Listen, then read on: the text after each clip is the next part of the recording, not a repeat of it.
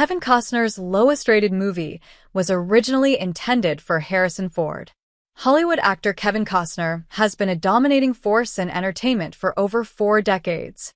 With appearances in everything from westerns like Yellowstone to historical dramas like Hidden Figures, Costner has undeniably cracked the code to success within the film and television industry. Despite Costner's stunning performances, not all of his films can hold that same beloved status, with a few receiving some negative reviews. One film, in particular, stands out among the lower ranks, one with a role originally written with Harrison Ford in mind. Dragonfly is a 2002 fantasy thriller featuring Kathy Bates and Linda Hunt. Costner landed the lead role of Joe Darrow after it reportedly fell through with Ford.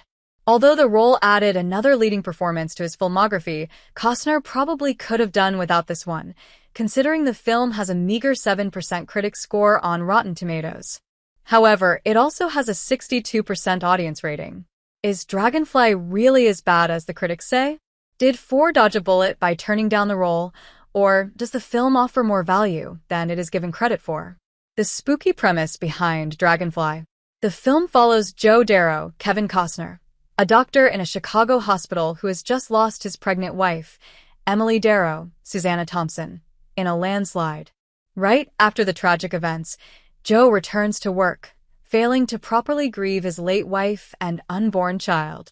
She was a doctor in the same hospital, so Joe agreed to take on her case despite the emotional turmoil that he was currently experiencing. Matters are only made worse after Joe begins to experience supernatural occurrences surrounding Emily's belongings. Soon after, Emily's patients start to have near-death experiences, losing consciousness only to return with mysterious messages that they claim are from Emily. These messages grow stranger and more urgent as the film continues, and Joe must confront his own deteriorating mental state as he questions his sanity in the face of these disturbing encounters. Ford, Costner, and the role of Joe Darrow in Dragonfly. According to Far Out magazine, Harrison Ford was originally the top choice to play Joe Darrow. The character was written with him already in mind. However, Ford reportedly turned down the role because he wanted to take a year-long break from acting in movies. Ford returned to the film scene later in 2002, playing the lead role in Kathryn Bigelow's war thriller, K-19, The Widowmaker. As a result of Ford turning down the role, Costner landed the part. Unfortunately, his acting performance in the film was not notable, receiving far more criticism than praise. To be fair, much negativity is directed at the dialogue, which is just as much the fault of the writers as it is of the actors who bring it to life. However, many critics have also voiced their confusion about why Costner was willing to take on the role in the first place, considering the film bombed with critics and the box office alike. Audience opinions contrast the critics of Dragonfly.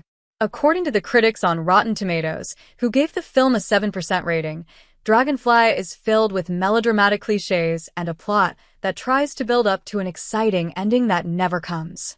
Many noted that the film is simply a bad attempt to do the same thing that audiences have already seen with similar movies, like The Sixth Sense, for example.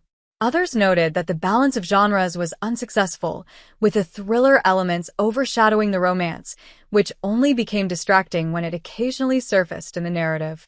However, general audiences weren't quite as harsh, giving the film a 62% rating. Those who did not like the movie echoed the same problems that the critics noted, but others felt that Dragonfly's premise was fascinating, with many calling it underrated.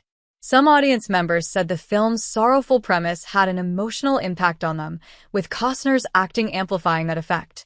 Despite what the critics had to say about the ending, the film's final twist could certainly leave you shocked and satisfied with the conclusion of the plot's events. Given the audience's opinions, perhaps the critics were too harsh with their reviews of Dragonfly. While the film is far from the best project in Costner's repertoire, die-hard fans should consider giving it a chance. Dragonfly is available to rent on Google Play and Apple TV.